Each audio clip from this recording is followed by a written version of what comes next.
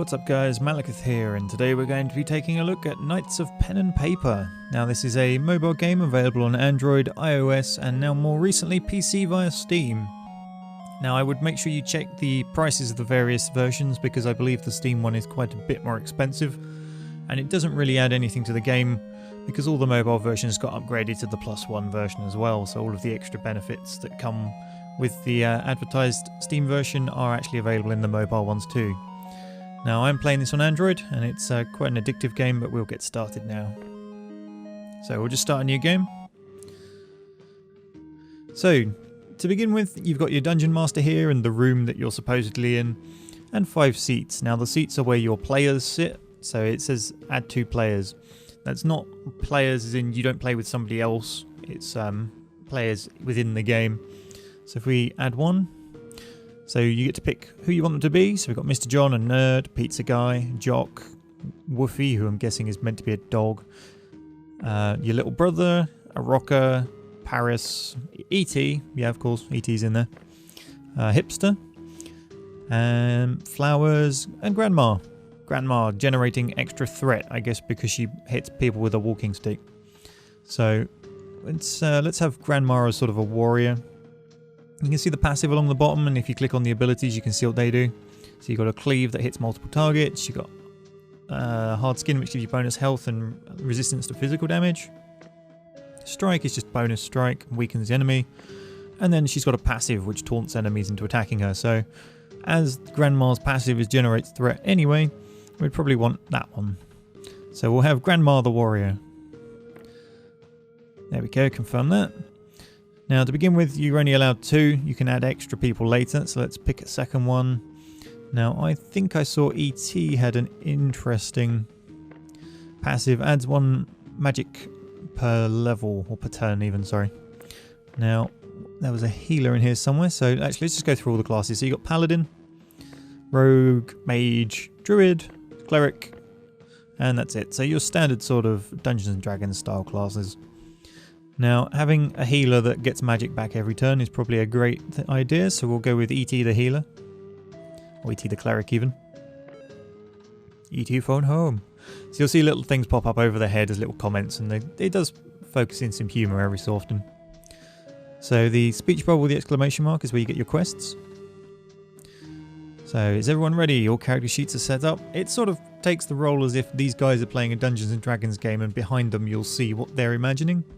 It's a bit of a weird setup, but you kind of get used to it. So Grandma says, yeah, let's rock on.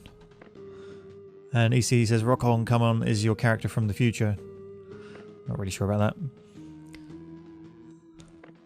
So, just a quick sort of tutorial increase. One of the interesting things, as this is pointing out, is you actually scale the difficulty in this game yourself. I'll demonstrate that in a moment, once we get the opportunity to do so. You've got a bit of basic combat to start with before I can get to that, so we'll just go through the sort of tutorial. Okay, so you're in a cell, the guards are unhappy that you've broken the bars, and you'll see them appear at the top of the screen. So you end up battling them, you've got to kill 2 guards to complete your quest. So what you can do here, as you can see, we could add 1 guard to the fight, and that'd be fairly easy. You've got the easy hard slider bar. We need to kill 2, so we could add a second one. We could even add a third one if we really wanted, and a fourth if we were feeling suicidal. And you can also get rid of them. So you can scale the difficulty of every individual fight however you feel like, which is quite an interesting mechanic. We'll go with 2 just because that's the objective. Now because they're level 1 they haven't unlocked any abilities yet, so you just have to tap on the thing you want to attack. So we'll just get rid of 1 of the guards. Now you'll notice the numbers in the diamonds just below, that's the initiative value, so that gives you the order that people attack in. So number 1 attacks first, number 2 second, number 3 third. Now it doesn't really make too much difference right now, but later on, you know, you'll want to be trying to target things that are coming up at certain times, or when you get disables, you can disable people so they skip a go. If they're in a position to finish off one of your wounded party members. You know, there is some strategy to it later on. In the beginning, it's pretty simple. So these are your basic symbols. The top left one's to go fight something. Middle one's to rest. If you're not in a village that is not particularly safe, you do a dice roll and you potentially get sort of ambushed. Top right one is of course quests again. Bottom left is your inventory, and bottom right is settings. So we've completed the quest. So we'll, click on that one. So sound the alarm. We have situation on the second floor. He thinks we can sneak past the guards. Roll a dice. This is just sort of a story one. You're not actually doing anything now. You always pass this. So you sneak past the other guards, meet some random person at a horse-drawn wagon, and escape. So you're now at Default Village because they couldn't think of a better name for it. You'll notice some of the names take the piss out of your usual RPG standards if you pay attention to the text.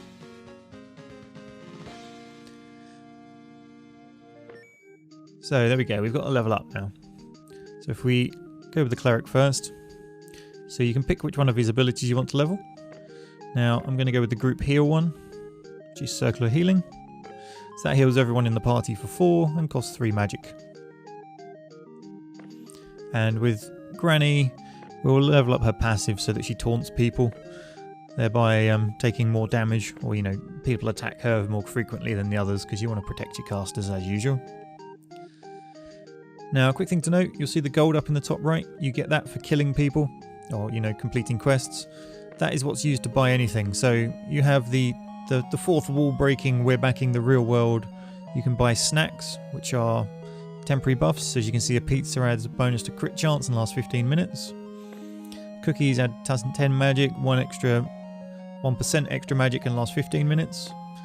Same for drinks. You've got objects you can have on the table. So the Holy Grail will let you have up to 5 players in your party. So that's one of the first ones you want to get. That's 12 gold. We'll get that briefly. You haven't quite got enough yet. You can change the table, each one giving you different bonuses. You can even change the person who's the master. So you've got strangely coloured Yoda, called Yoga. I'll let you work out who some of the other ones are. We've got furniture you can have in the room, It's a bit weird, but you kind of get used to it. So you're back into the game world again now. So in the town, you've got the map, which is where you can navigate to other places. If you click on them, you'll see the level. So that's Act 1, Quest 1, Level 4. That's level 15. Yeah, see, it gives you a rough idea of what level you need to be to go to the various places, and it does cost gold to get there. But we will start by doing a quest in Default Village. So you can pick your own quest. You can have a slay quest, have a collect quest, have an escort quest. It gives you ideas of the level you need to be to do them, so you don't want to be in that one yet. So let's have a go at slay, and we'll slay, some rats. So a girl approaches the group and cries out in a desperate voice. Granny asks, is she cute? The least you can do is fill our adventure with beautiful girls. Granny, your motives are a little questionable here. And especially as it's a young girl. Who apparently has charisma as 19. Okay, so there's a rat infestation in the village. Basically deal with it. So, yep. And there you go, there's your quest. So you've got to kill 5 rats in 1 or more battles. So if we add some rats to the fight, you can see the difficulty goes up. So it seems to think we could deal with 5 in one go, although it might be a marginally difficult fight. We'll give it a go. So the rats attack first because you can see they've got initiative 1 up there. We've got initiative 2. So no, we're not going to kill them in one hit. So there's no point trying to get too tactical about wiping out people in between turns.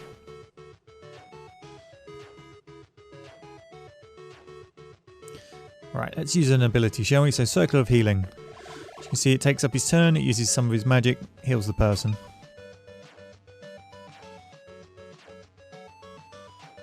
You're really just tapping the target you want to hit, there's no great depth to it other than selecting which abilities to use, which comes into play more and more as you level up.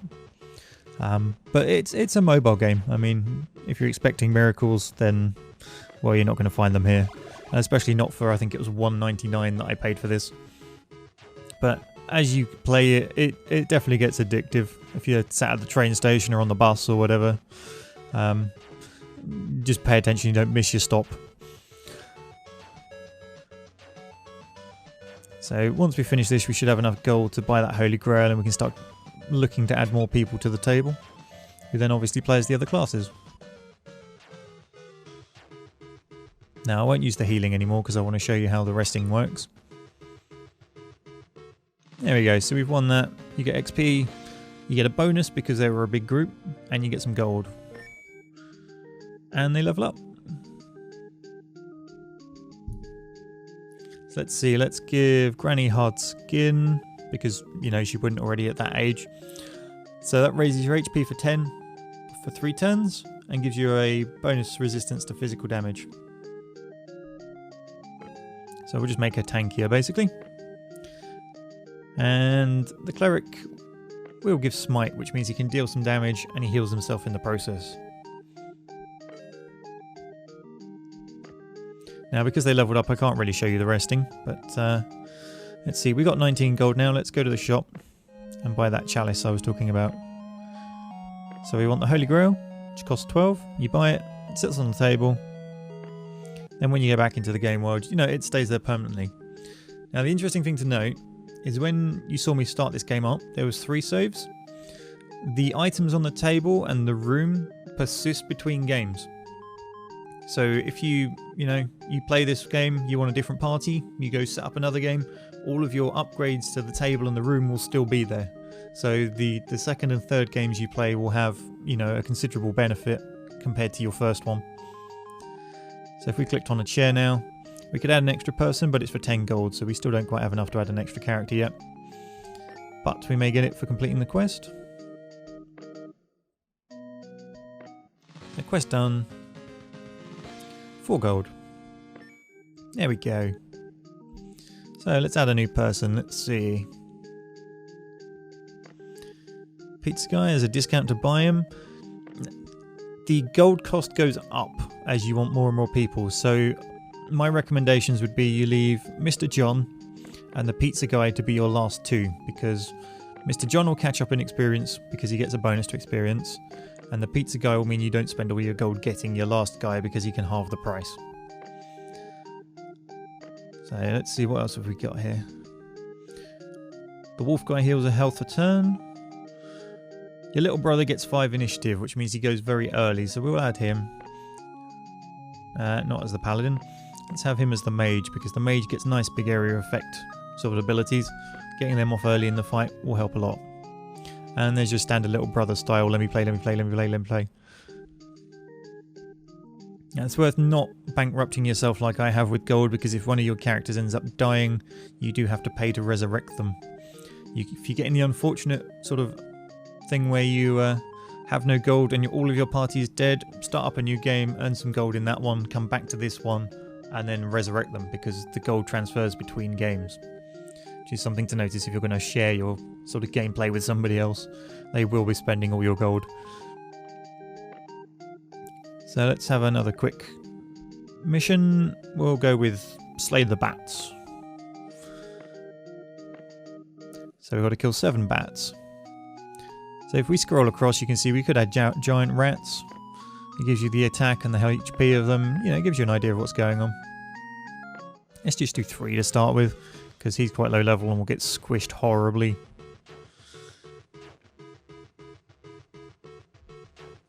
So we'll just attack these down.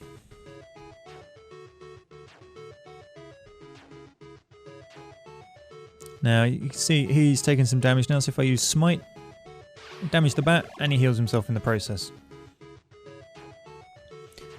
Now, it's not too much of a problem with the ET character casting spells all the time, because he gets magic back every turn. Your other characters, you're going to want to watch their energy usage pretty closely, because as you can see, one cast of hard skin there and Granny's down below half, and she's not going to earn anything back for this entire fight unless you start using consumables. Later on you can get items and craft items, I think you craft them, that you give to your characters. But for now, this is very early game, not going to be happening like that. Yes, okay. Oh, and he's leveled up, so I can't show the resting properly. Again, thanks game. Right, let's give him Fireball. It's a single target, high damage ability. And Granny, you can have strike, single target. And you can level up your circle of healing a bit more. So it heals more, but it costs more to use. And with that, I'm about out of time. So let me know what you thought of this in the comments. If you'd like to see more, then say so. I realise it's not the most interesting of games to watch, but it is quite addictive to play. So I just wanted to share that with you guys. So feel free to comment down the bottom. Thanks for watching. See you next time.